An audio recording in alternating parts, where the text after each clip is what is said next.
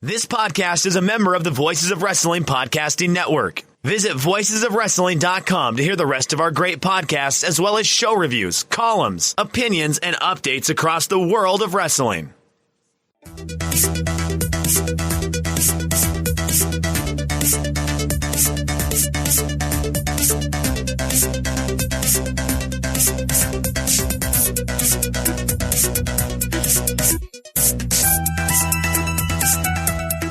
Hello, everybody, and welcome to another edition of Wrestlenomics Radio. I'm Brandon Thurston, broadcasting on demand and live. We're live on Twitch today. Today, October 24th, 2021, Sunday. And today on the program, we're going to talk about, of course, TV ratings, the kinds of TV ratings, not just final ratings, but fast affiliates, fast nationals. Again, because AEW was in preemption. Fox aired a replay of Smackdown. We'll talk about everything that's going on in the world of wrestling TV ratings, but also we're going to go to a place that we don't always go these days. New Japan Business. We've got some details from the public reporting from New Japan's parent company, Bushiroad. We will go over those details today as the G1 Climax came to a conclusion just a few days ago. And then there was another large-scale international event in a country not to be named. And finally, we'll talk about a recent WWE stock analysis that came out from a stock analyst. That's where those things usually come from. All that today and more. But first.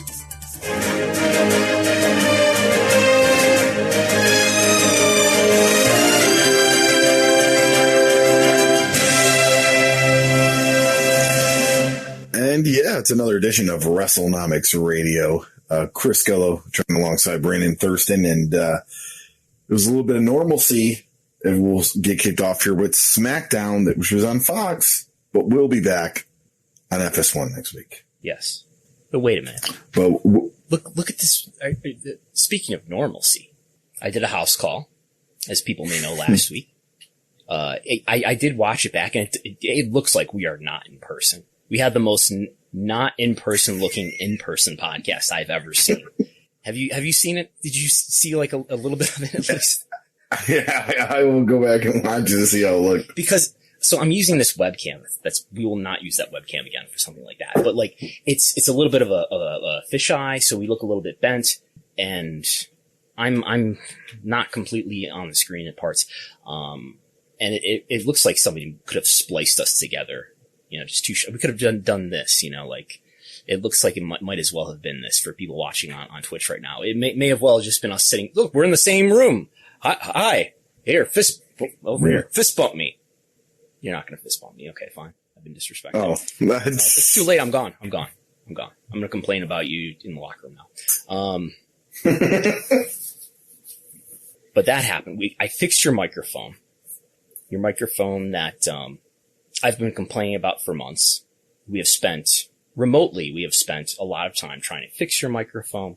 However, we discovered that your microphone actually does have a hole that you can plug a set of headphones into. This is a new discovery. And now you're actually hearing me. You're hearing yourself, I should say, through your headphones. Yes. Like a real radio broadcaster, right? And yes, go ahead. No, go ahead. Okay. And I'm experimenting with some different music. This has to be royalty-free music. That's why it was different. And you're actually hearing this music. So in the future, if we play audio clips and things of that nature, like maybe this clip. The Bears are what we thought they were. They're what we thought they were. The Bears are who we thought they were. So we play clips. That's why we took the damn field. So we can play clips like that. And you heard that. Yeah. Technological achievement. It's a very complicated process. I've got like 4 lights surrounding me. I've got a green screen. Gullo's got a green screen on the way. This is all thanks, by the way, and funded by Wrestlenomics subscribers at patreon.com/Wrestlenomics. So thanks to everybody for your support. And you are the executive producers of this program. Yes. You have something else too, don't you? Well, yes. Tell, especially for the people who are listening in audio only, what do you have in your hand right now? It is an official Wrestlenomics coffee mug, but what's interesting is in the back, a nice bar graph, which you can find this graph on the Wrestlenomics Patreon. This graph here of U.S. TV rights deal. It's not on the Patreon. It's a very similar bar chart to what is on the header of the Wrestlenomics Twitter account. What does it show though? It shows the U.S. TV rights agreements timeline, and that's for Raw, Smackdown, and Dynamite. Yes. Informative and useful at the same time. Historically what happens when we bring out Wrestlenomics coffee mugs, I have one in my hand right now. This one has, the WrestleMania attendances on it. And this is the real attendances based on what they've published in key performance indicators. What has happened historically is that we have sort of just bought this for ourselves and to have, and then listeners respond enthusiastically. And they're like, give me that. I want one. And then it was a few years ago now, but we got like 20 or 30 of them and they went pretty fast. So if there's similar response, maybe I'll look into a bulk order or something. But now Golo has a Wrestlenomics mug. I have, just because I can't help myself, I have to one up you. I have 2 Wrestlenomics mugs. One has coffee and one has water because I need many beverages to supply this system that we have here. But anyway, yes. Moving on. All right. So moving on into the world of the business of professional wrestling for the week. And we'll start off with Smackdown.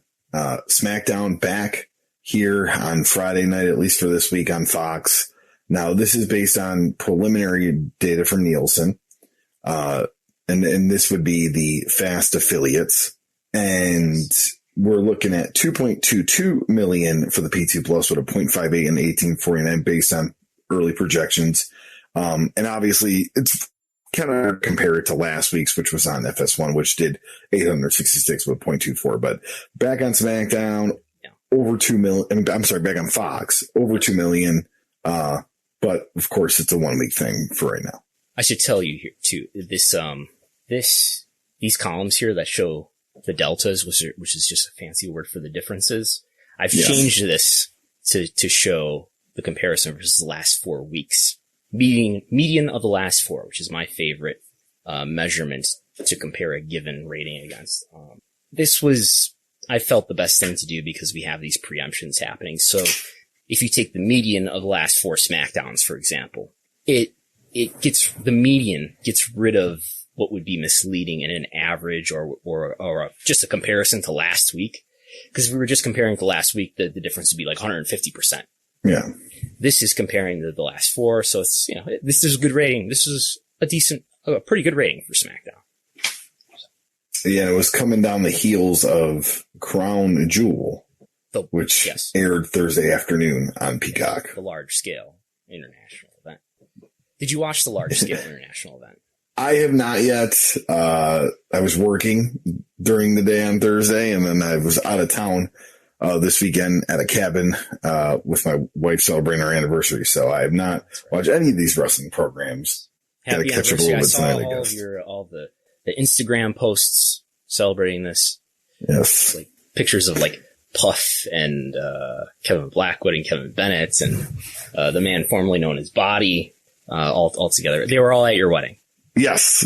Yeah. I always remember like, wow, I had that many wrestlers at my weddings. Come to think of it, probably a story we haven't told in this program yet. Did you have a bachelor party or a stag? Because there's a difference, right? I had a stag. You had a stag. Yeah, I had a stag, yes. Stags are, from what I understand, stags are a little bit more, what's the word? Like a fundraiser? Reckless? I don't know. I wouldn't say that. I'm not yours in particular. Speaking. Yes. Generally. Yes. Did you have any special guests at your stag?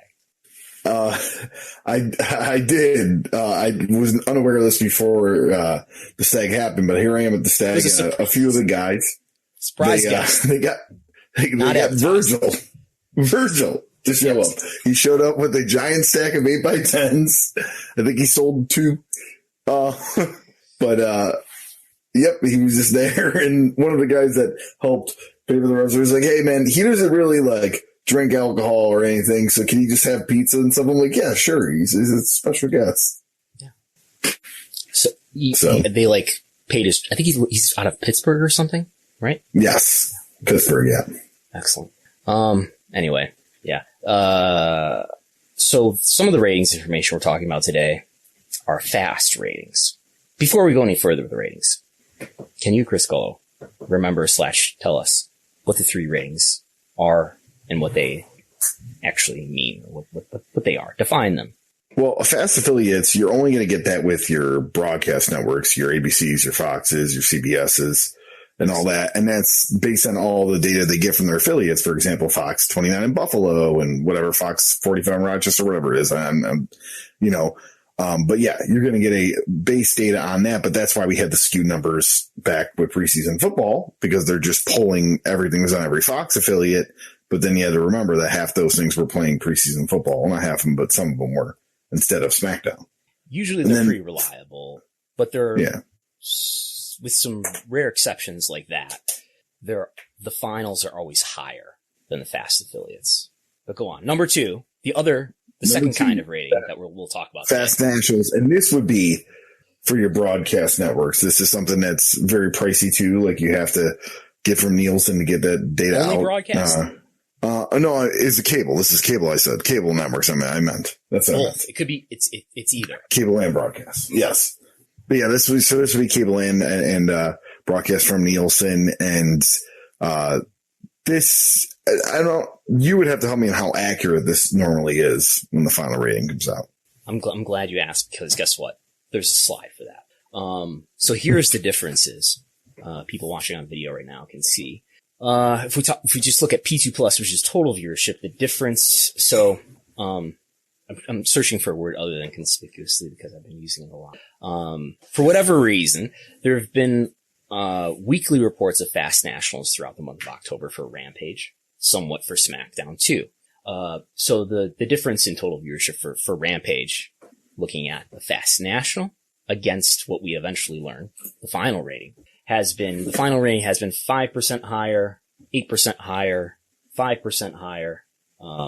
This is old. This is an old version of this. No, it's not. Yeah, that's the extent of it. So we don't know. We'll know on Monday what the final is. So it's been between 5 and 8% lower, roughly speaking, because the math is different when you're talking about lower versus higher. But anyway, the final has been 5 to 8% higher. Now the demo has been less predictable. We've got 2 cases where we've known the fast national in the demo, and then of course known the fast national, then of course known the demo in the final, and it's been 4% higher on the final, and then in another week the demo was 15% higher. No, it wasn't. I was going to say this was the week where it went against FS1, but it was not. So big range of volatility there, but the lesson seems to be that the final ends up being substantially higher.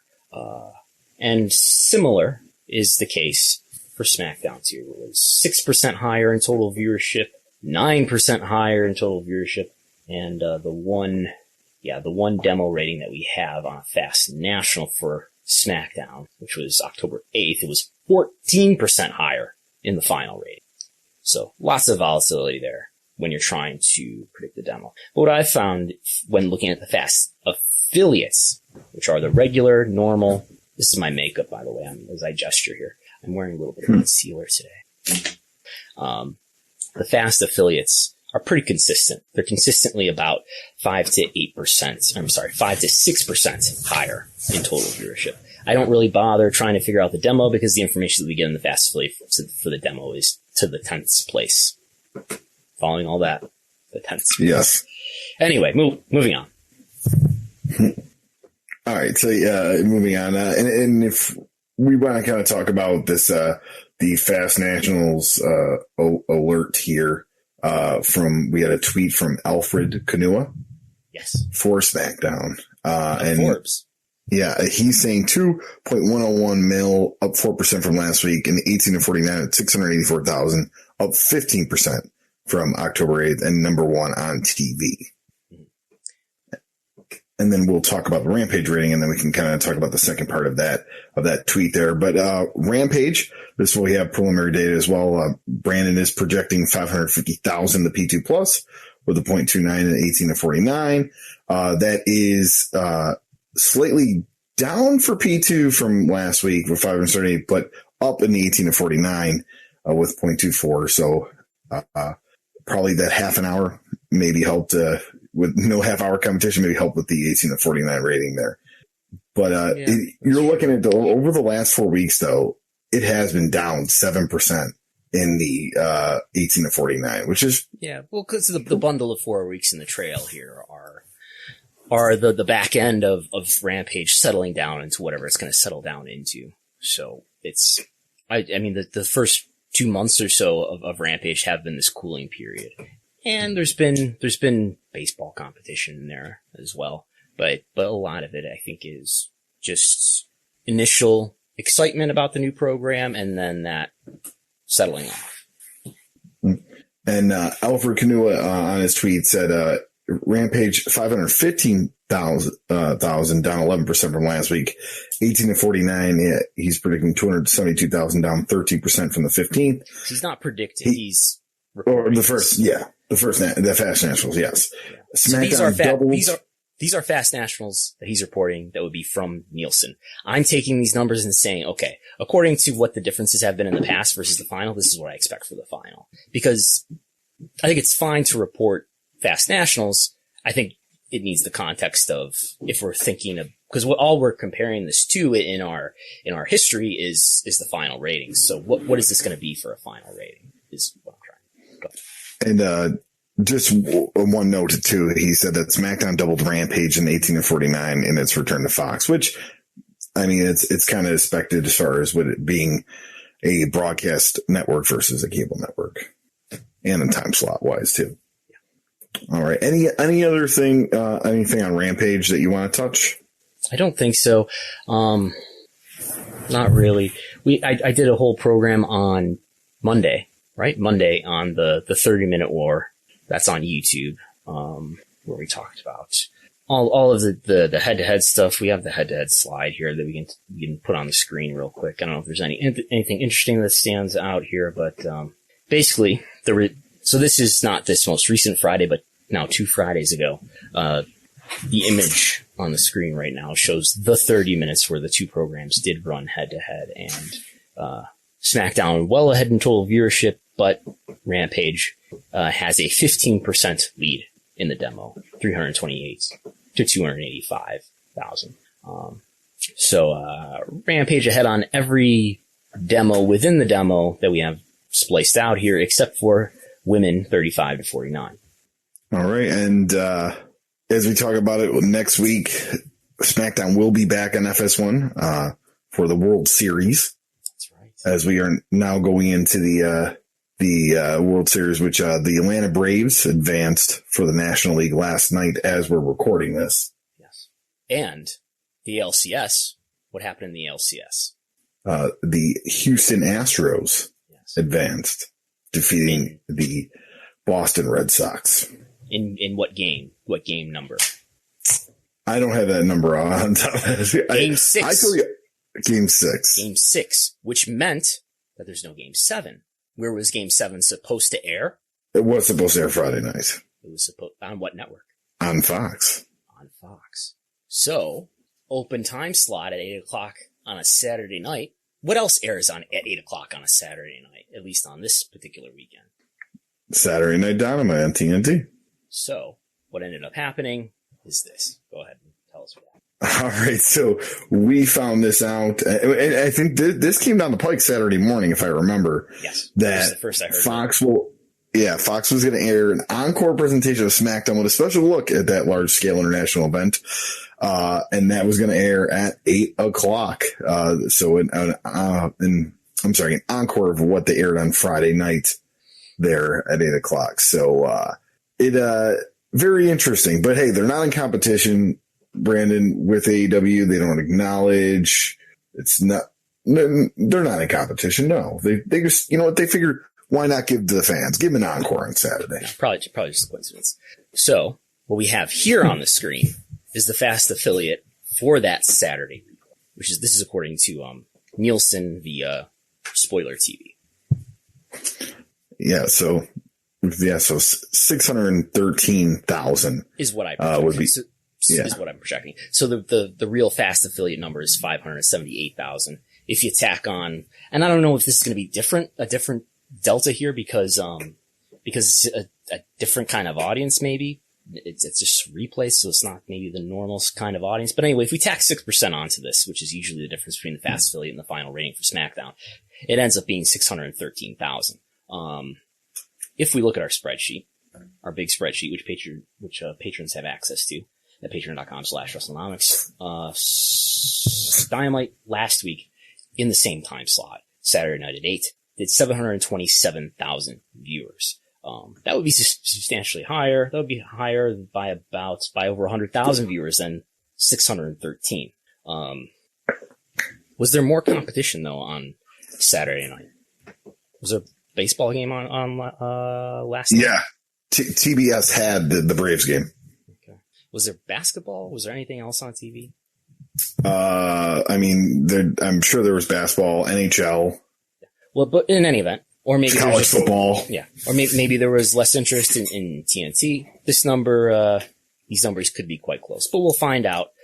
The Saturday ratings on Tuesday morning. So we get everything is sort of delayed by a day in Nielsen world, one business day. So we get the weekend ratings on Tuesday. So we'll find out about that, and I'll be tweeting about that Tuesday morning probably. So I'll get an extra Tuesday, early day tweet storm. So there's that. What was also advertised during Dynamite last night? Yeah, Dynamite is back. Live on Wednesday, starting this week here. I found it interesting though from your little graph that it would start later on Mountain Time. Yes, 10 p.m. Pacific, 11 p.m. Mountain Time. So I haven't totally thought this through. This means that so at 8 p.m. Eastern, it is 5 p.m. Pacific. Yes, yeah. And on the West Coast, in normal situations, Dynamite doesn't even air live on the West Coast. Oh, it's the TNT West Coast feed. TNT basically does their schedule as if in that time zone. Unless it's sports, though, right? Like they're not. Live sports, yes. First of all, the reason why this is happening is because of hockey, I believe, right? I would imagine. I'm wondering if TNT has a Colorado Avalanche game that day, and that's why that Mountain Standard Time is so late. Why don't you look that up if you can? But so Dynamite is going to air at 10 p.m. in the Pacific time zone and 11 p.m. Mountain, which you would think it would be the other way around, right? 10 Mountain. I don't know. Anyway, it's going to air later. We're probably going to see a reflection of that in the rating. I don't believe this has ever happened before for Dynamite. I don't think there's any comparison to look at to say, okay, well, last time it was down about this much. It doesn't look like there's any comparison for this. So your guess is as good as mine here. Like what percentage of the country are in the Mountain and Pacific time zones, and then figure how much of a percentage hit is it going to cause on the rating. I don't know. 10 to 20%. What do you got? So yeah, the NHL on TNT schedule will be at 10 o'clock Eastern is that Flyers Oilers. And I believe Edmonton is a Mountain time zone. So that would make a lot of sense. Yes. We could talk too here about, the TV ratings that the NHL has been doing. What I have here. Yeah. So the NHL has had now its first, broadcasts on TNT. And what we're showing on the screen now are all the original telecasts, for the month of October through the 21st of October. So that's through last Thursday. This is ranked by PTN at 49. This is everything that has made the daily top 150 for TNT in these 21 days. And I guess I'm guessing this is the very first, NHL game on TNT at 7:40 p.m. on the 13th, which was a Wednesday. Does that make sense? Yeah. Which did a .32. Oh yeah. I tweeted about this. It did a .32. This is the Rangers and the Capitals, if I remember right. definitely says Rangers here. Did a .32 in the demo in Dynamite's time slot, which is lower than what Dynamite usually does on Wednesday. The previous Wednesday, where it did a fairly low rating for what it does normally, did a .37 on the 6th. That's Dynamite. So again, a .37 for Dynamite on the 6th. Following week, preempted, NHL in its place. Very similar time slot, a little bit earlier, a little bit later than Dynamite, .32. And we also have some other NHL airings here on TNT that had .17, a .17, another one at 10, did a .15. Suffice to say, Dynamite does better ratings in the demo, and I think even in total viewership than the NHL does. We might have talked about this last week, but nonetheless, the NHL is getting the preferential treatment when it comes to the time slot, both in terms of preempting Dynamite out of its slot. Yeah, I know Dynamite's on its way to TBS in January, but NHL clearly is the favorite child here. They get the preference for the time slot. And when it comes to what's going to happen on Wednesday, they're pushing the Pacific and Mountain time zones into, I guess you'd call that a preemption. So a little bit later. But again, the NHL is probably more valuable as a property in terms of ad rates and perhaps in terms of the carriage fees that it can drive for Turner. Any thoughts on that? Because I have a chart that I want to show. Oh, I mean, when you bring up just it being more of an attractive to advertisers, that really is one of the big things that's haunted wrestling forever. Is when it comes to it, at least top 4 sports is going to have better advertising rates. So your NFL, your college football, college basketball, NBA, NHL, and MLB. They're all going to have better advertising rates. I don't know how the secondary sports go as far as when it comes to like tennis and golf and like car racing. I imagine NASCAR might have similar, because it's definitely similar markets in a lot of ways. So I've been trying to build a spreadsheet that I will continue to work on. But I'm putting together sort of what are the current and recent deals for sports TV rights fees. And what we have for the NHL on Turner is they're getting a $225 million deal on an average annual basis. With Disney/ESPN, it's $400 million on an average annual basis. I'm doing sort of a rough count of the number of games they're getting for this per year. And this is including playoffs. Turner is getting about 114 games. ESPN is getting about 118 games. So a way I want to think about this is if you divide that per game, per episode, right? You're getting about $2 million per game. Turner's paying about $2 million per NHL game. And ESPN is paying about $3 million per game. Yes. I think that's skewed a little bit though, because so you have your ESPN on NHL and ESPN games, but then they're also putting games up on ESPN Plus. I think they're mainly putting games on ESPN Plus, isn't that? Okay. That's kind of what I read. Somebody who knows more about what's happening there could correct us. That's what I read. Is I don't know that they're primarily even airing on ESPN. Maybe they already have. I did watch opening night. They had like the Seattle Kraken versus Las Vegas, and then I think it was Pittsburgh. And is this the first season for the Seattle Kraken? Yes. Is this a brand new expansion team, or is this a team that moved? This is a brand new expansion team. Seattle has never had an NHL team. Like 100-something years ago, they did. Did Seattle exist something years ago? So anyway, what I wanted to think about and compare here, it looks like about $2 million per game for, but even if, regardless of whether these games are on ESPN, the mothership, or ESPN Plus, it's still this much money, this many games, right? Yes. And then, you're all right. It's a primarily ESPN Plus package, but it looks like on Tuesdays, at least this upcoming week, there is a game on ESPN, which is Vegas and Colorado. What's the Las Vegas hockey team? The Golden Knights. They really support that hockey team out there. They believe it or not. It's being out in Vegas, they've been seeing it. Like people really love their Golden Knights hockey, and I think a lot of it is to do with it was the first professional sports team, like Major League sports team in the city before the Raiders. Yes, they were before the Raiders. Yeah. So But anyway, yeah. When I stopped playing video games, this is the extent of my sports knowledge. Whenever I stopped playing sports video games, so $2 million per NHL game on TNT, roughly. And maybe there's shoulder programming involved in this, but I think we can get something out of this. This has something to it. $3 million per game, per NHL game on ESPN, per episode of AEW on TNT. Now I'm just saying Dynamite. You could double this. Is it 52 weeks? There's 104 weeks now because again, I got Rampage. But anyway, if we just say, let's say per week, okay, 52 weeks in a year per week, it's just over $800,000. I got this rounded over here in this column. If you're looking at this on video, it's got this rounded to the nearest million. But even if you say $1 million, it's still, the NHL properties are still, they're paying on a per game / per week / per episode basis twice as much for the NHL, which is probably reflected in value somehow, and probably ad fees and probably what they think or are getting via carriage fees for being able to broadcast NHL games. All right.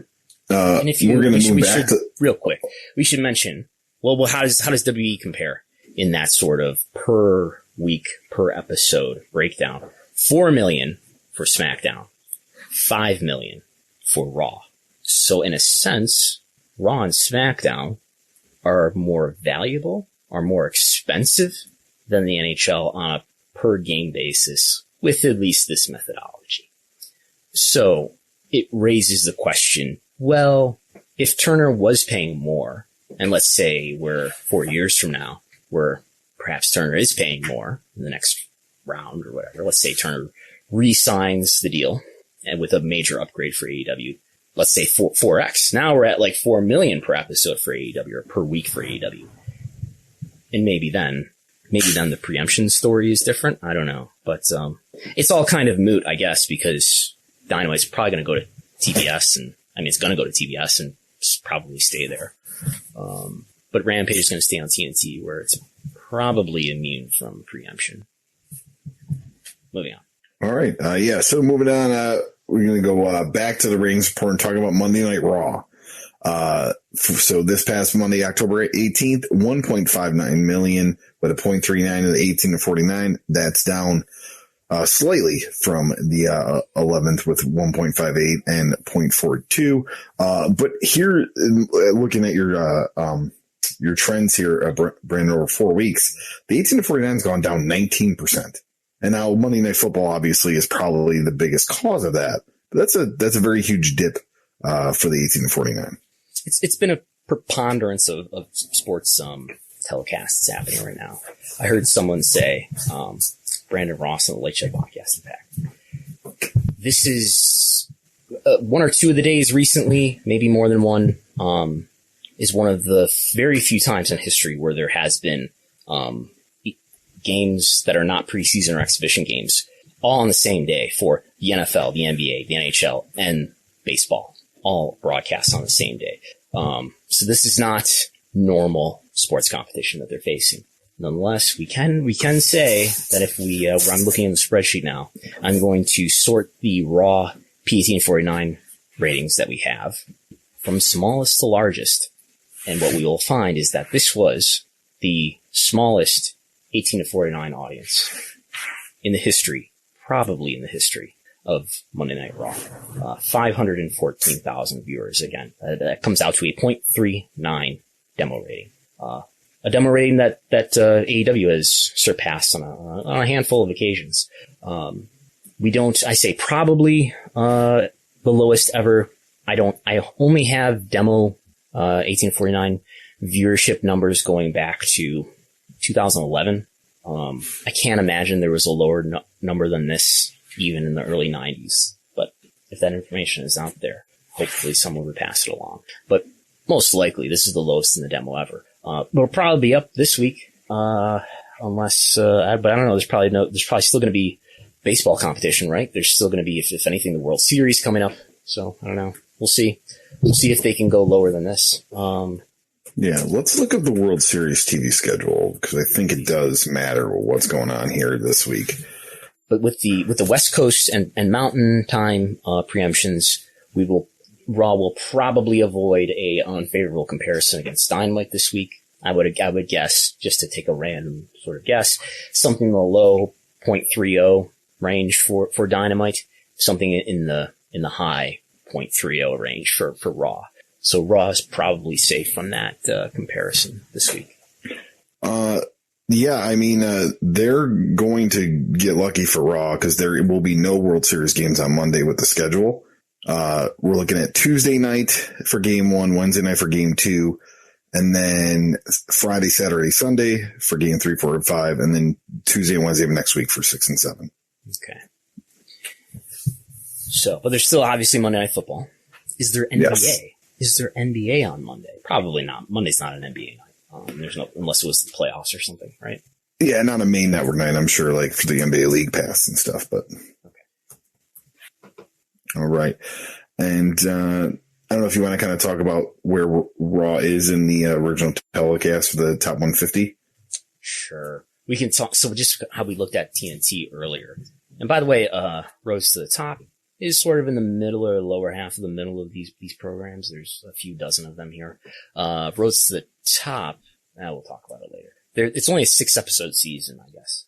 So I think they just aired their season finale last night or something. I did watch quite a bit of it. Have you watched an episode of Rose to the Top yet?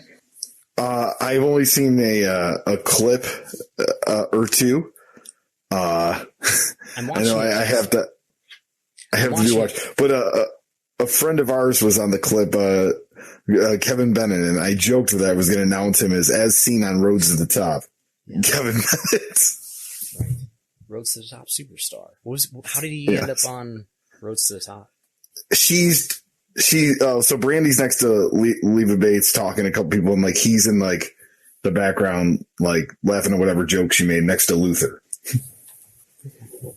So I'm watching this episode last night, and this is centering around Cody taking his boots off after the match with Malachi Black, retiring. Afterwards, having this conversation with Tony Khan in the room where they have the couch that has the same pillows that my couch has. And Cody acting like he's going to stay out longer than maybe they had previously discussed. I can't tell to what extent this is a work or not, or if they're just, it very much strikes me as a reality. I know everybody's going to say, well, all reality shows are sort of predetermined and scripted, but I don't know how much is, enhanced for TV or not. But anyway, the USA Network programs. Where are they? Here they are. The top 3 cable originals. I don't know about reruns. Can't tell you about Law and Order or the NCIS replays. But WWE Entertainment are the top 3. I consolidated the 3 hours because I know Nielsen reports one row for 1 hour, but I averaged them all up. I spent hours in Python this week. People don't know how much time I spend in Python. Do you know what Python is, Chris Gallo? Do you even know what Python is? I mean, you've talked a lot about it to me, but it's from what I understand, it's a program where you can kind of put data together, and it's a very high artificial intelligence with data. Actually, maybe it is a program too, but it's definitely a language. And then I guess there's a program too that you use to execute the code that you write. But yeah, anyway, with a lot of work and trouble and just working out bugs, this is what it looks like. The top 3 programs on USA in the demo, or total viewership for that matter, are Monday Night Raw. After that, we've got Chrisley Knows Best. After that, we've got the Premier League. Even more Chrisley Knows Best. There is an episode of Chucky that tied NXT in the demo. Not the episode that was immediately following NXT. What am I trying to say here? The Chucky episode, which I think is the first Chucky episode on the 12th, right? Yes. The second episode was this past week, so. Right. So the first one was on the 12th. Did a 0.13 demo. Its lead-in NXT that same night did a 0.15. So the bigger program NXT did serve as a lead-in for Chucky.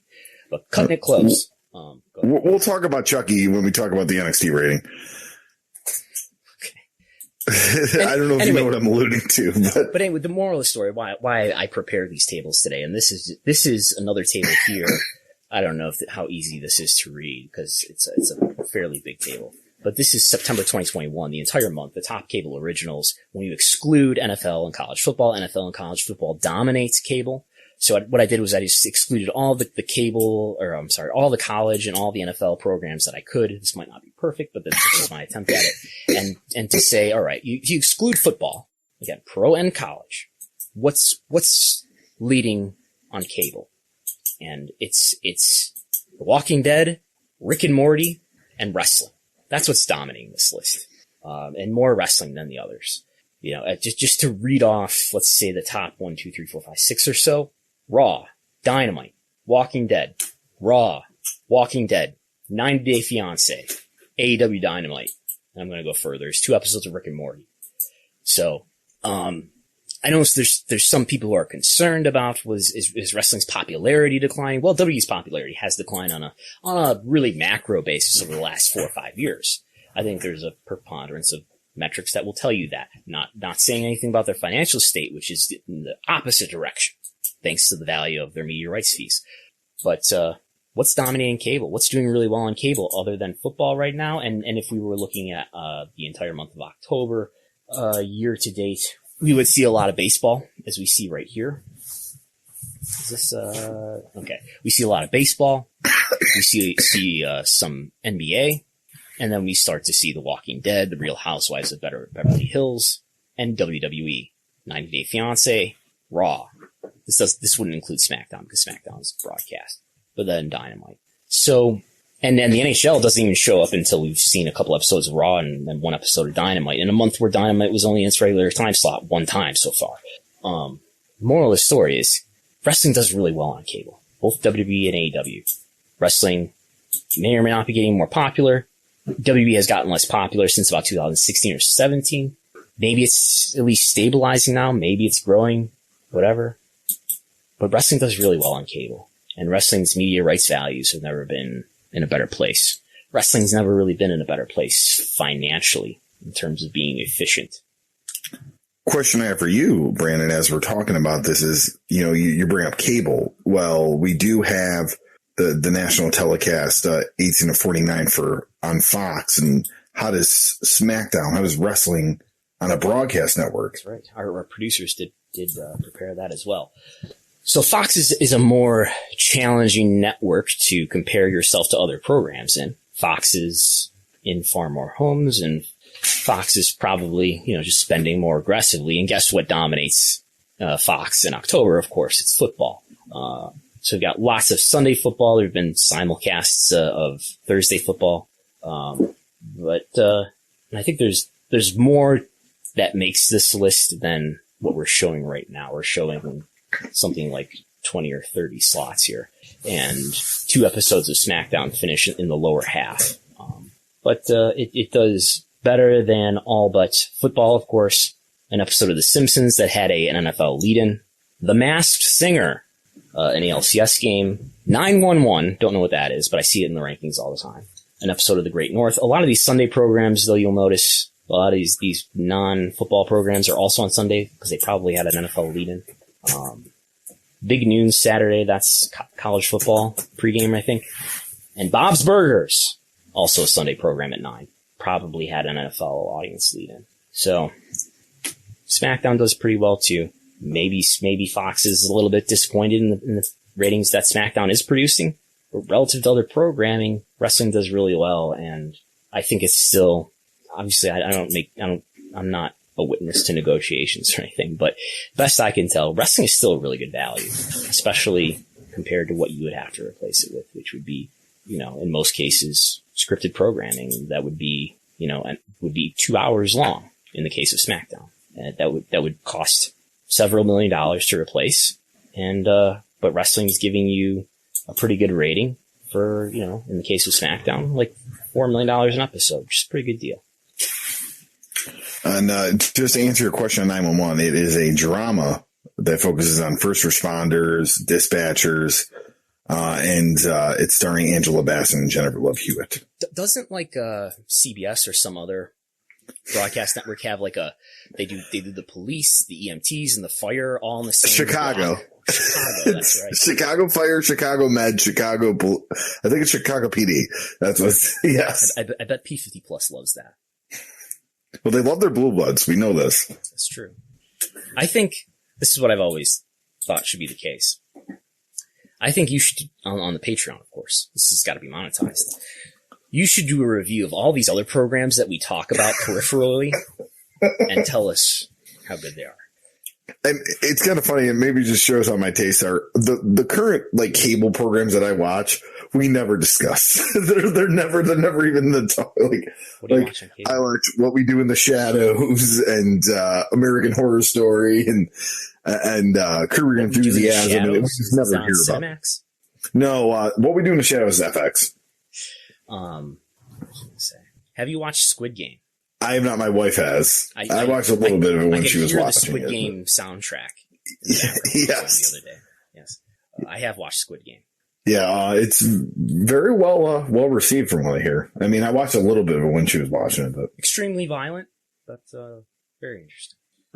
Very interesting. Put it out. All right, so moving back onto the ratings. There's more ratings. NXT. 606,000 the P2 Plus with a 0.49 and 18 and 49. That's down from last week with 630 in the P2, 0.15 and 18 and 49. Pretty much no change in 18 and 49 over the last 4 weeks with your statistics here. So this is next week. This is where I wanted to talk about. Next week's the Halloween Havoc episode. Yes. And good old crossover on the USA Network, Chucky is going to be on NXT. Are you serious? Yes. That's serious. And if he does not do a segment with Braun Breaker, I think it's why do it? Why do it then? This is like the TV gods trying to send a message, trying to tell you something.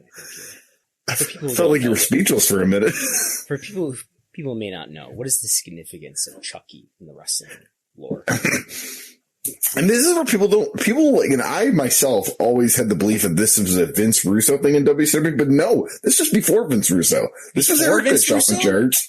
Really? Yes. I thought so too, but then going back and I'm like, oh, wait a minute.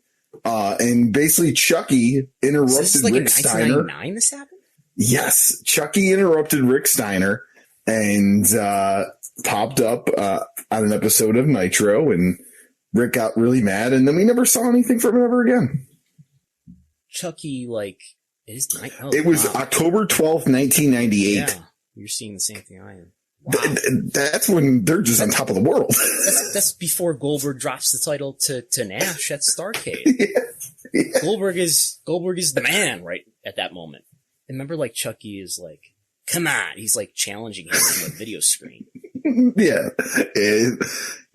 Calling him a chump or something.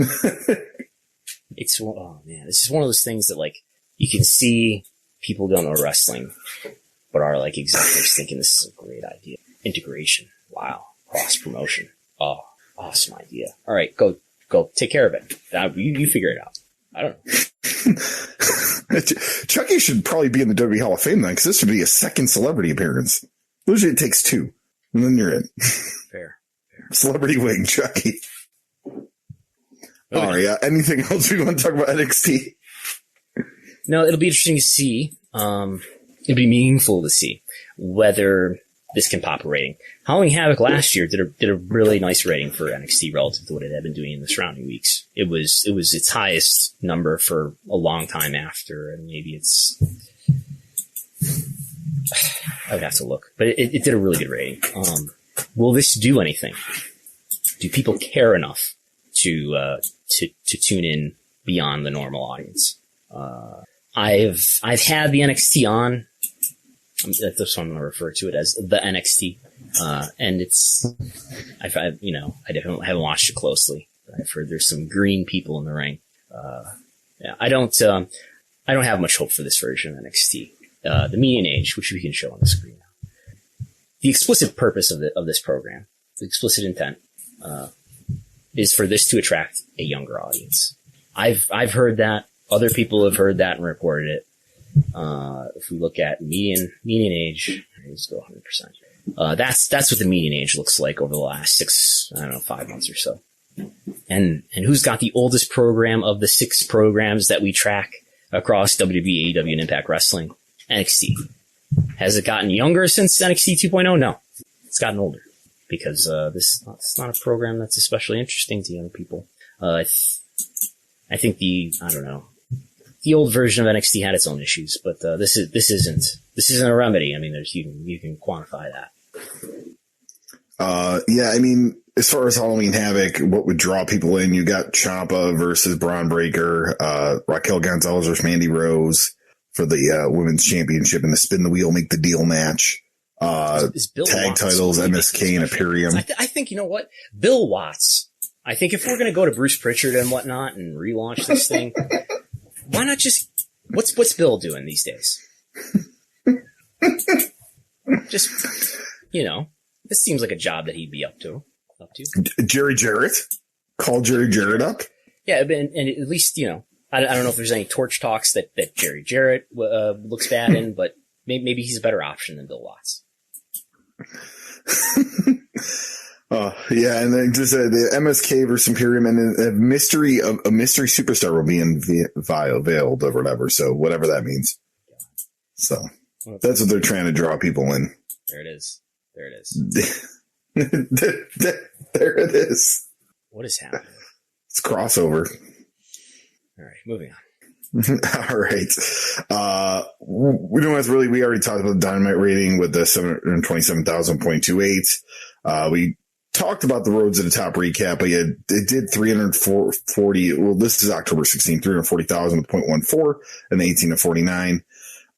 Impact. This was the go home show for Bound for Glory. Did 93,000 with a 0.02 and 18 to 49. So, up in the P2 from 89 last week, which was, one of their lowest, but 18 to 49 down because they were 0.03. Yeah. And look at the comparisons on the far right versus the last 4. It's pretty. Yeah, 42% in 18 to 49. I mean, with Impact, I always say you've got a much smaller audience than the other programs we talk about. This sample is going to be very volatile. But yeah, Impact ratings have not been good lately. This was something like the 4th lowest Impact total viewership ever. They were going against a lot of sports competition, including I can look here. Thursday, they were going against a football game, of course, on both Fox and the NFL Network. They're going against the NLCS game at 8 on TBS. An NBA game at 10 was the Clippers and the Warriors, so that was not competing. But there was a Mavericks-Hawks game that did a 0.42 in the demo. I think there might have been NHL here too. There wasn't. Okay. Anyway, a lot of competition. And like, I'm trying to do these measurements too. I don't know if you've seen this, Skull. These are in the Patreon sometimes lately. This chart right here where I'm trying to count up all of the competition that occurred in the slot from 8 to 10 and saying, well, how strong was the competition? This is what it's intended to do, is measure how strong the competition was for a given week versus what's happened in the recent past. And this was on the stronger side for sure. All right. And we'll see, they have been hyping it up. Minoru Suzuki is coming to Impact. So we'll see if those episodes maybe do any. What's up? Who is Minoru Suzuki going to wrestle? They have not said. They've just been airing vignettes that he's coming to Impact. Him and Josh Alexander will be good. Yeah. Josh Alexander was the Impact champion for about 1 minute last night. Spoilers. But no, I already. Yes. He won the title from Christian and then immediately lost it to Moose. Yes, because Moose won the Call Your Shot gauntlet earlier in the night. So it's basically a Money in the Bank type deal. Not a big fan of Money in the Bank. No. But, by the way, the Kiss Demon came back last night. Right. Chucky is coming, and the Kiss Demon is back. It's Halloween, man. This might be a dream. All the spooky characters. All the spooky characters are coming back. Yeah, nobody's doing anything with the RoboCop IP right now. That's probably on the cheap side. I think like if I remember, so TK didn't Sting's Conrad right have there. him at a Starcast? Who owns the RoboCop IP? Does Warner Media own that? I think so. But if I remember correctly, and I could be wrong, didn't Conrad Thompson get RoboCop to be a StarCast? Yes. The yes. actor? He was with Sting. Yes. Okay. Yeah. I was surprised to see, I've been, I guess, watching the commercials more closely lately. That the movie Spencer about Princess Diana, that was being advertised during at least Rampage on Friday, which was intriguing to me. Like, I know very little about how advertisements ultimately get placed. It wouldn't jump to mind to me if I was going to expect a movie to be advertised during Rampage, that it would be this, award, this possibly award-winning, award-nominated movie about Princess Diana. Prestige. Yeah, I mean, that's a little bit surprising placement, but, there's a very similar program to that, The Crown on Netflix, which is extremely popular, so maybe they're hoping they think that they just blast it. Does Warner Media, does this like Warner Brothers movie? It doesn't look to be. Like, does Warner Media have a stake in this? And that's kind of, it ended up on a Turn Network. But no, it doesn't look like it to me. To mine, best I can tell. Anyway, we're an hour into this thing. We've not even started talking about New Japan yet. No. We'll finish off with Dark Side of the Ring here. The XPW episode, the Rob Black XPW episode, 109,000 in the P2 Plus with a .05 and 18 to 49. That is down from 135 in the P2 Plus and a .06 and 1849. And down, even though Rob Black projected it while also tagging you on Twitter that it was going to be the highest viewed in the demo of all the Dark Side of the Rings. Yes. And it was not. It was not. Where did it place? So pull it up here. If we look, so in total viewership, it was last, and in the 18 to 49 as well as it was last. The FMW episode in the demo was lower. Okay. All right. So yeah. Okay. But it looks like this was, at least it was roughly tied for the second lowest, at least in a demo rating. I do have this by viewers. I think it may be like the third lowest in the demo out of the, what is this, 20 some odd episodes, probably 20, 30 episodes that there have been of the series so far in its history since 2019.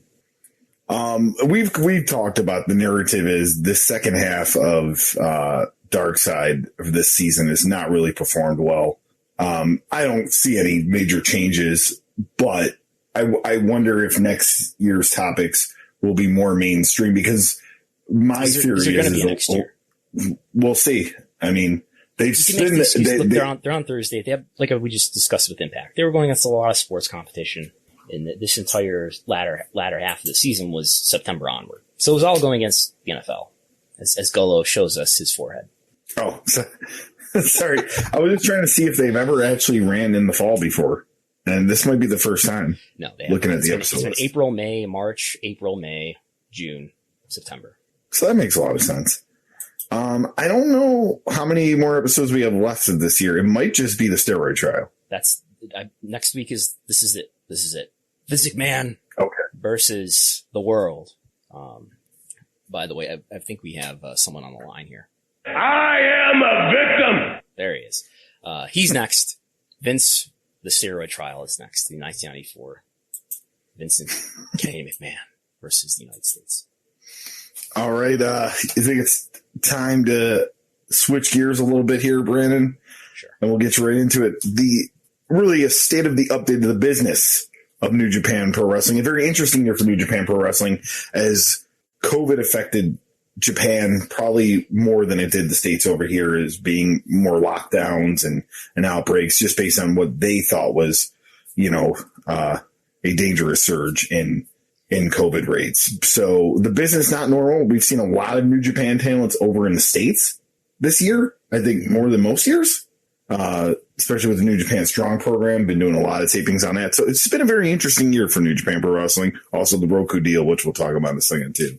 Yeah, we'll kind of run through this, but I do have to thank Evan Deadly Sins W on Twitter, the New Japan expert, for pointing out to me, this is not exactly new information. This information that we're going to go through here is a couple months old, at least. But as people may know, New Japan Pro Wrestling is a subsidiary of Bushiroad, which is a larger entertainment and media company. They do a lot of stuff with anime. They are also the owners of Stardom as of a year or two ago. I don't really know well what all their businesses are, but they have a lot of different businesses, and New Japan is a relatively small part of it, less than the majority. So, but what we do end up learning every year, through the New Japan website, there's always like this URL on the New Japan website that shows its balance sheet, which doesn't tell us what their revenue was, but it does tell us what their net income is. And we are showing what their net income is on the screen right now. By the way, New Japan has changed its fiscal year. So its fiscal year, until most recently, was ending in July. Now their fiscal year, and I think this is for all of Bushiroad, is ending in June. So this is a slightly out of whack. But net income for New Japan in the fiscal year ending, the 12 months ending June 2021. So this is before the G1 Climax, for whatever it's worth. But for those 12 months, the net income was, in US dollars, of course, they're dealing in Japanese yen, but I've converted this to US dollars, about $60,000. I think it actually comes out to like $55,000. So, for context, last year, in the year ending July 2020, so that's, what is that, like about 4 months of COVID in that year. Last year, about $1.85 million in net income. Net income is profit, basically. It is, after all the taxes and everything, this is what you got left. So 1.85 million in that year, and in the year before that, totally before COVID, $4.35 million. Year before that, 4.9. So this is a quite profitable company. We don't know revenue. We do know revenue. We don't know revenue for the last couple of years. They used to publish that on New Japan's official website. They have stopped doing that since COVID, probably for reasons, because revenue is probably substantially lower. But suffice to say, it looks like New Japan made basically no money in the 12 months ending June 2021. But they at least didn't lose money. I don't know if there's any government assistance involved in this or any government loans or whatever like we've had here in the United States. But New Japan didn't lose money, but they didn't make any money. But they're doing okay enough in a really challenging time. I wanted to look to at the number of events that they've been running. They're running more events. So this is in calendar years that we're looking at now. 182 events in the full year of 2020. I'm starting to question whether that's correct. Maybe I'm including some canceled events in here. Anyway, I'll check on that later. I don't want to pull up a spreadsheet right now. But so anyway, total attendance, though, we can talk about. We know that New Japan has been at limited capacity since what they did was they stopped running events at the very end of February 2020. COVID hit to the Eastern Hemisphere countries before it hit the Western Hemisphere countries, so they were dealing with it a bit earlier. So they did not run throughout March 2020 to the middle of July 2020. Total attendance in 2019, that full calendar year, was 464,000. That's according to the official website. Everything after the middle of 2015 seemed to be attendances that are close to reality. I would guess this is not paid attendance. I would guess that you knock off about 10% of these numbers to get paid attendance, roughly. In any event, this is useful for comparison. 464,000 in the final year before COVID, and it had been growing on an annual basis for 4 years in a row before that. Nice, strong growth. And of course, in 2020, it falls in half, more than in half, to 227,000. And in the full year, not the full year, but through October so far, we're at 156,000. So they might not make it to 2020's number, but then again, 2020's number has January and February that are normal pre-COVID years. This is a table that probably wouldn't make for good audio to go through that shows what the trends are month by month. And then we have average attendance, and average attendance, of course, has been down too. So in 2020, maybe we'll just talk about 2021, 1,170 attendees is the average attendance. That would include things like the Wrestle Kingdom events. So that's just to give you an idea of how many people they're putting in the building. In 2019, they were averaging 2,730. Why is this asking to be updated? Oh wow, this is median. So these numbers would be strongly skewed by the Wrestle Kingdom attendance. So if we do a median instead of an average, and just think about what's the typical New Japan attendance like, 1,700 in 2019, about the same year before that in 18, and now it's down to just under 700. So more than falling in half is under their limited capacity during COVID, where we still don't have fans cheering. I'll jump ahead to these just to look at what's the state of COVID in Japan versus other countries where there's lots of wrestling cases. So what we have on the screen right now are the daily new confirmed cases per capita for the UK, United Kingdom, Australia, Canada, Mexico, Japan. And guess who's the lowest? Japan. Guess who's the most restrictive on wrestling events? Japan. That's cases. I mean, deaths are different. Now deaths are the lowest for Japan, 2 out of those countries. But maybe deaths aren't what you should look at. What you should really look at is excess deaths, is what people say. Well, Japan's neck and neck with Australia in that category for the lowest. This data is not available for Mexico, for whatever reason. And then vaccinations. People are vaccinated in Japan, more so than the United States at this point. The U.S. is about 55% fully vaccinated. Canada has the world's most intelligent people. They are the leading country out of these. They are over 70% fully vaccinated. And number 2 is they waited long enough. Canada did? Yeah, they waited a long time to be eligible for vaccinations because remember they had a very they didn't have enough for a long time while we were all getting them down here. Right. I remember hearing that there was a problem with access to vaccines in Japan, but Japan is past the UK now for percentage of the population fully vaccinated. So this is not like people vaccinated. There's all different populations. This is percentage of the population vaccinated. So it's just, I'm not really making a judgment here, I don't think, but like it's remarkable that you have Japan that is more vaccinated than the United States, lower deaths per capita, way lower deaths per capita, way lower cases per capita, way lower excess mortality. Yet we still have New Japan with limited capacity, people wearing masks, clapping only, cheer in your hearts. Meanwhile, in the United States, full capacity. Yeah, wear your mask, but I don't think anybody's getting thrown out for, pulling their mask down and screaming at the top of their lungs. So that's remarkable. So what we have to look at also are some slides from the Bushiroad investor presentation, showing so I think a good question here is, well, how's Bushiroad doing? Is the parent company of New Japan and Stardom, is it profitable? And, it lost a little bit of money in the fiscal year of 2021. This is in yen, so I don't know what the conversion is off the top of my head. Can you convert this? 280 million yen to US dollars. Okay, let's see here. While you look that up, revenue is fairly stable for Bushiroad. They're down to, what is this? I don't even know how to say these numbers. 32,000 million yen. Go ahead. It is 2.46 million in US. So they lost about 2.5 million. They lost about $2.5 million in the 11 months ended June 2021. Whereas they were making 1.5 billion yen. How much is that? Let's see here. I would play the Jeopardy music, but I don't want to get demonetized. That would be 13.2 million US dollars. So they went from $13.2 million in what they call profit to a $2.5 million loss. So the sports department, which at this point I understand is only New Japan and Stardom.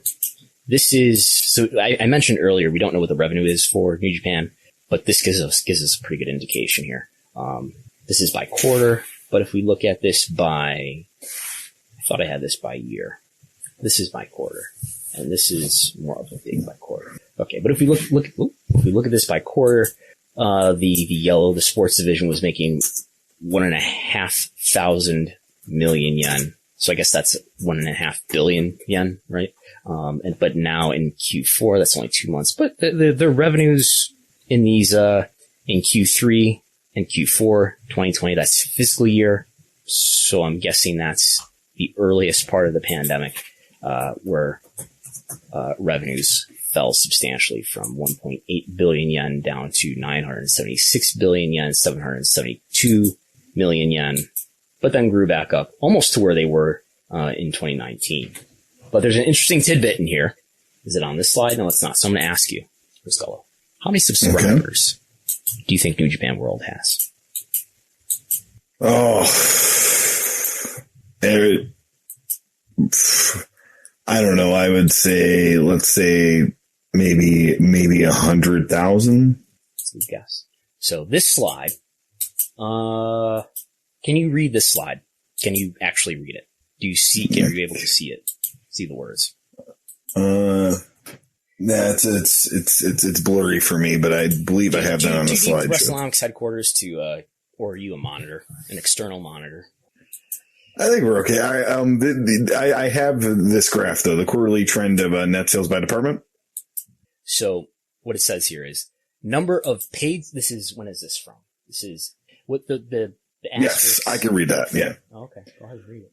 Yeah. Number of paid subscribers of the video streaming service in New Japan Pro Wrestling World reached 116,000, the highest ever. Yes. There had been reports. I think I've even put this in one of my annual reports, 120,000. So that's, I think I call those estimates, fortunately. 116,000 as of January. So probably fell after January, given January is the month that contains Wrestle Kingdom, which is by far their biggest event, or we should say events at this point of the year. So it's probably lower than I would guess. I would guess it's lower than 116,000 now, but that's the peak. 116,000 subscribers, which is interesting, because everything I can tell, and maybe New Japan Strong is helping, but is that their U.S. interest or their non-Japan interest, their international interest is really diminished. And I guess I wanted to pull this up too. If we can bring the Google Trends in here, this is worldwide. And we should probably look at this in terms of Japan too. If I just duplicate this and type Japan in here, Japan seems to be stable. And the stream, I've got tons of tabs going here, but I think the stream is holding up just fine now that we have supercomputers involved. So if we look at Japan, obviously there's this huge dip here what's the bottom of it is May. That's in the middle of COVID for them, of their not running events portion of COVID. But after that, it picks back up to basically where it was before in Japan. In the United States, though, we see this peak in January 2018, and the trend basically goes down after that. And I think the key event here is AEW taking away Kenny Omega and the Young Bucks, who were really big players in driving international interest in New Japan.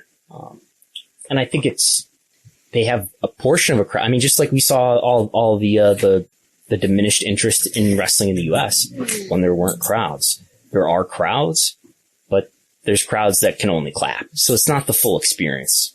And maybe I'm projecting my own taste and response here, but I have very little interest in watching New Japan right now, knowing that it's clap crowds. I mean, credit to them for being safe, but in terms of like feeling like I have to watch it, I don't. And I think so. An interesting business strategy that New Japan has been doing is, and maybe they're trying to re-spark that international interest, is they have been kind of doubling down on working relationships in the United States and just being in the United States in general. We've saw New Japan Strong, and they did TV tapings in Long Beach and as well as Philadelphia and Dallas. And they also did the Resurgence event in Los Angeles at the Torch. And, and we've seen over, the last 6 months or so, we've seen Suzuki everywhere. It seems like, but we've also seen Hokulo and El Phantasmo and Jay White and, just, and the list goes on and on and on. There's been probably a dozen or so New Japan Pro talents that have been appearing not only on television shows, but also on independents like Game Changer and Defy and others, like West Coast Pro, for example. Yes. And I don't know if this is something they're just trying to get these guys more work because they know they're not running as many shows as possible, but. Yeah. Moving on to what else we have to go through here. This is just not a pie graph, but this is a donut graph showing that the sports department, which again includes New Japan and Stardom, constituted in fiscal year 2020 15% of the Bushiroad business, and in 2021, 11 months ended, 14%. To give you an idea of how big of a piece is pro wrestling out of the big Bushiroad business, it's about 15-14%. Maybe it'll be more when events can have full capacity again, and they can drive some more ticket revenue and other revenues as well.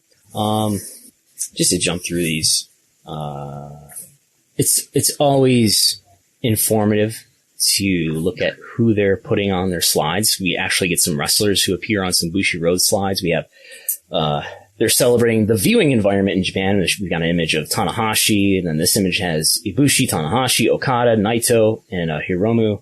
We've got Jay White over here in a group with Okada, Tanahashi, and Naito. We've got Zack Sabre Jr. making it onto the Roku channel along with Jay White, Okada, Ibushi, and Naito. They're putting over that they are in 1 million households weekly. 1 million households weekly view two domestic terrestrial broadcast programs. One is a BS program, which is a broadcast system, which is, I think, satellite TV. In April 2021, a combative channel, I think it's Combative Sports Channel, Amoeba, started relay broadcasting of New Japan pro wrestling matches. I think these are written by someone who's not a first language English speaker. But the Roku channel, tell me what you think of this pitch for Roku. The Roku channel, an American major streaming service provider with more than 40 million users. That sounds like a lot. Yeah. Yes. And also, too, at the end of the day, you know, the Roku channel and the Roku platform are two completely different things in the aspect of you're trying to sell it. Like, yeah, there might be 40 million Rokus because people are watching Netflix and HBO Max and Peacock and, you don't have to, by the way, you don't have to have a Roku device to be a Roku household. No, you have to have the Roku app, you're saying? That's it. Yeah, like I can watch Roku right now. I don't have a Roku in my home. I can go to the Roku website and watch it. Oh, yeah. Okay. Computer. I don't know how I would put it on my TV because I don't think it's on it. I have Apple TVs, so I don't think it's on Apple TV because they probably don't want to play with Apple TV. But anyway. But the Roku channel is not like the popularity of people just getting it. I own a Roku and I can tell you I very rarely watch the Roku channel. Yes. It's a lot of old programming, old movies. And I've honestly watched the first episode of the New Japan Pro Wrestling. That's it. Because it's all, it's quite delayed by months, right? It's a lot of archived footage, yeah. Right. It's some place to watch some of the library, which is better than nothing. Better than what they had before they made this Roku deal. But, if they're really going to grow internationally or specifically in the United States, they really need to get on linear television. I don't know if that's going to happen. Just, I know we don't want to go down too hard down this rabbit hole though, but I mean, why would they have I'm surprised that maybe they've just turned down deals that they would have a hard time to get on linear television in the States just based on how much wrestling TV we have right now. Like, MLW and Impact and, Dark Side of the Ring and, Ring of Honor, all this. And they can't get on even like a secondary network. Like that New Japan should be able to at this point. Yes. Even if it's a secondary network like BN Sports, which MLW started, like the surprise is they can't even get on something like that. My speculation would be that MLW is working much harder and more effectively at media distribution, at least in this market being the US, than Japan is equipped to do. Even though New Japan and MLW are on different stratospheres as wrestling businesses. We'll see who gets a US TV deal first. Will it be New Japan, the NWA, or surprisingly Game Changer Wrestling? Or none of the above. That will be the... What'd you say? Or none of the above. Yeah. Or none of the above, yes. Then we have this slide. It's more of the same, but we have a Stardom appearance here, celebrating Stardom's first event at Nippon Budokan. We have Julia and Tam Nakano. They fought in the main event match. They've got a photo of this, and mentioning that it drew 3,318 spectators at the Budokan. And they have another event, or they had, I guess this was before the event happened. They're having another event at Yokohama Budokan on April 4th. Budokan holds well over 10,000. This is also where the G1 Climax finals were. I should probably go to the Budokan someday. Budokan is, I'm a big All Japan the 90s fan. Are you familiar with the Budokan, Colo? Yes, I'm familiar with the lineage and everything of it. A lot of good live albums were recorded there. If depending on how the COVID restrictions are there the plan is for me to go to Japan next year. Really? Around this time. Yeah, my wife and I want to go somewhere big for 5th year anniversary, and she's always had interest in Japan for other reasons, and I've had interest in Japan for mostly wrestling.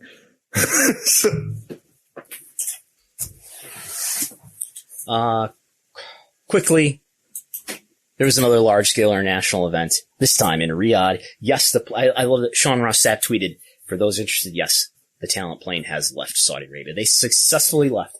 There was no delay this time, apparently. And just to lay out, $50 million. Expect $50 million in the Q4 report. Not the one that's upcoming, but the one that we will get in February. They will not tell you how much money they make in Saudi Arabia, but they will report that money inside of a black box called Other Media, one of their lines of reporting. That is the 4 events, not even counting this 5th one. The 4 events add up to $250 million, which is more than all tickets sold to WrestleMania ever, adjusted in modern dollars, adjusted for inflation. Every WrestleMania ticket ever, adjusted for inflation, is about $228 million, less than the $250 million that WWE has made in large-scale international events in Saudi Arabia, the Kingdom of Saudi Arabia, excuse me. And that is far more than AEW will make in its entire 4-year deal with Warner Media. Anyway, finally, Loop Capital, which is a firm that covers WWE stock, analyst Alan Gould, a Harvard grad, came out with a report. This is not terribly new, but it's about a month ago. And it really engaged with what's happening with in AEW as far as the ratings comparison. What is the percentage that I have here? That should be a $sign, not a percent sign. In any event, Loop Capital, Alan Gould just mentions that that W ratings have gained strong momentum, and live touring has returned. However, he writes, AEW is giving the company the strongest competition it has had in decades, which could increase talent and marketing costs. I think it already has increased talent costs. We are raising our 2021 adjusted EBITDA estimates from to 315. So he's basically saying, I think W is going to be more profitable by a little bit than I thought before for the year. I will be doing an estimate this coming week. I think I guess I could do it next week too, but before the next report, which is November 4th, I will do an estimate estimating the revenue and the EBITDA, OIBDA, all that stuff. So he also writes, W is showing its first positive quarterly ratings trends in years, but upstart competitor AEW's ratings are growing even faster. Raw and SmackDown are up 5 and 7% respectively year over year based on all viewers. AEW is up 31% in total viewers and occasionally beat or tied Raw in the key demo, 18 and 49. Raw is going against Monday Night Football. AEW also has this new program called Rampage that is doing similar ratings to NXT. AEW is run by Tony Khan, son of Shad Khan, billionaire owner of the Jacksonville Jaguars. Things like this. Well, certainly not this in specific, but I could see things like this that I'm sure W Investor Relations is well aware of, at the time that it came out, end of September, just where you've got more and more people paying attention to and comparing WB to AEW. That is, driving some of the actions that we're seeing here in terms of what we discussed earlier. A Smackdown replay coincidentally running against a first run of Dynamite. FS1 giving Smackdown an extra 30 minutes to run head to head with Rampage. We'll see what happens on Friday if we have a Friday Night War Part 2. That's the main story of the business to me. It's one of the most exciting. I mean, I've been covering and writing about and talking about wrestling business well before AEW existed. But this is a really interesting time in wrestling. And, you get some big WWE fans that tell you that you need to stop comparing WWE to AEW. But, that's the most, at least to me, and I think to a lot of readers, audience members, listeners, viewers, etc. That's the thing that they're most interested in. Cause this is about the balance of power. And I see the shift going more to AEW over time. Why? They have a superior product in the core content on the TV show. And they have a superior head of creative in terms of his ability to execute versus WWE's head of creative's ability to execute. And, the balance of power, the order of power, is not sustainable, over a long enough period of time in its current state. WWE will always be advantaged, by its enormous legacy in terms of its video library and its various trademarks, its history that it has with fans all over the world. All those smiles they put on all those faces over the world, those are investments, not just smiles. But, AEW has a superior product, which is going to continue to compete strongly with WWE. WWE will still have its fans. I don't know. Maybe there's a point where in many ways AEW becomes more popular than WWE. But WWE will always have, I think, its fans that are conditioned and accepting and internalizing the qualities of their content that many others find frustrating and who are finding satisfaction in an alternative that is AEW. It's that established fan base we've talked about before too. And that's why you see they do so well in P50 plus, like as far as it's that established fan base of people that grew up with WWE and they're not going to go to anything else, and anything else is just too weird or crazy or, know. And WWE does, these are the differences too. WWE does better with kids. WWE does better with women, at least women 35 to 49. WWE does better with African Americans. We see that in viewership numbers from Nielsen. Why is that?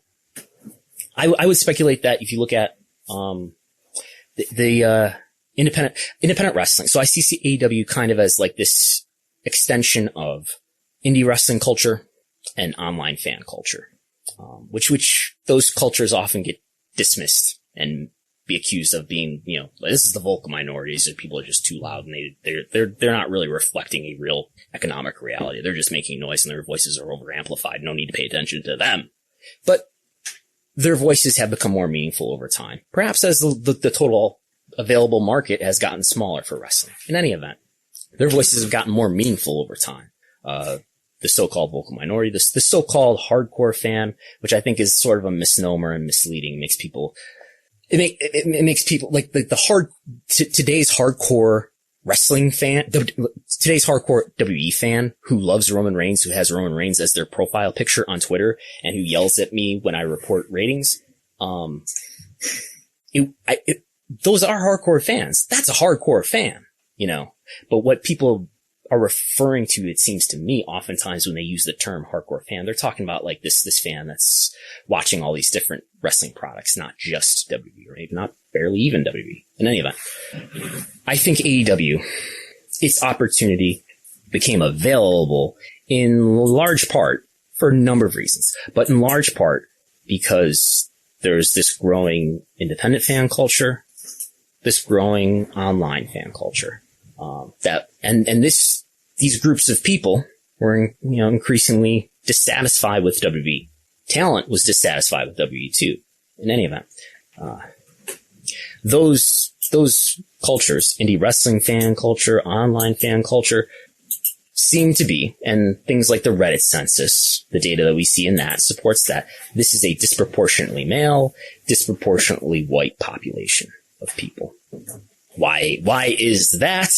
More research needs to be done, but I mean, I would speculate that there are economic factors involved, including, do you have access to the internet? That costs money. Do you have the devices that are required to engage with online internet communities? That costs money. And maybe there's discrimination involved too, intentionally or not. But that would be my guess. Have you ever, you're on a lot of indie shows these days. Yes. And I've had these moments where I've been on an indie show and like I've already wrestled and I'm hanging out at the merch table and watching the show. And you look at the fans and sometimes I've been like, this is overwhelmingly white men. Have you ever noticed that? Had moments like that? Yeah. I remember when I started 10 years ago, a lot of kids in the audience. It might have been 30-40% kids. And I feel like it depends on the type of show you're at, right? If you're at what I would call a local indie show, kids. If you're at a super indie show, something that's more on the end of what I would consider the super indie spectrum, white young adult men. Yes. Yeah. And I've seen, and those used to kind of, there's some kids here and there, but now and I know this because like every event, I'll do the 50-50 where I pick a kid from the audience to draw the number. It makes the kid's day. Yes. The crowd cheers for him. And I've noticed a lot of like I'm looking, I don't have as many kids to choose from anymore. Yeah. So well, it depends on the show you're at, but yeah. But the cult, when I first started, it was a lot of those small town shows and where kids are a big chunk of the audience. But yes, you're right. You don't see a lot of women in the audience as well.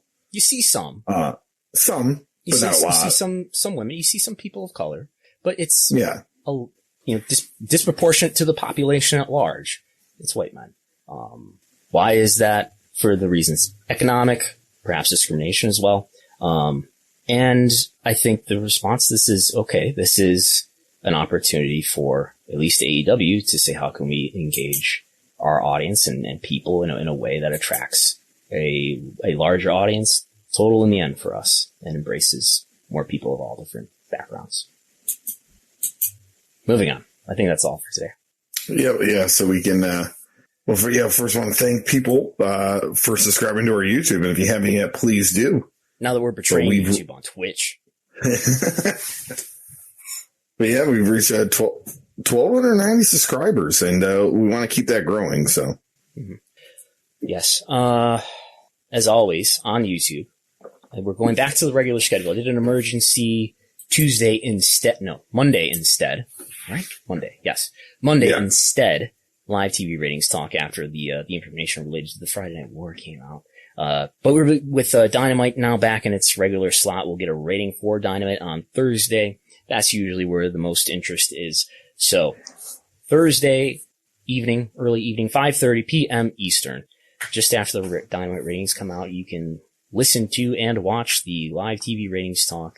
The audio is also in the Patreon audio feed for patrons/subscribers at patreon.com/Wrestlenomics, where subscribers who subscribe for $5 a month to get access to my TV ratings reports that come out nearly every single weekday, as well as you get access to the Wrestlenomics viewership spreadsheet with tens of thousands of data points in it, plus lots of other content. Lots of very smart people in the wrestling business subscribe to this. I was just saying, we will let you guys know next week as far as what our plans are for Q3, the conference call, what we saw, and of course you'll have tons of statistics of what they lay out with comparative to other quarters and whatnot. Yeah. For the WWE Q3 conference call, which is next week, Thursday. Yeah, I have to think about what I'm going to do. I'll tweet it, no doubt. Follow me on Twitter at Wrestlenomics and at Brandon Thurston. I'm Brandon Thurston. I'm Chris Gello. And we'll talk to you next time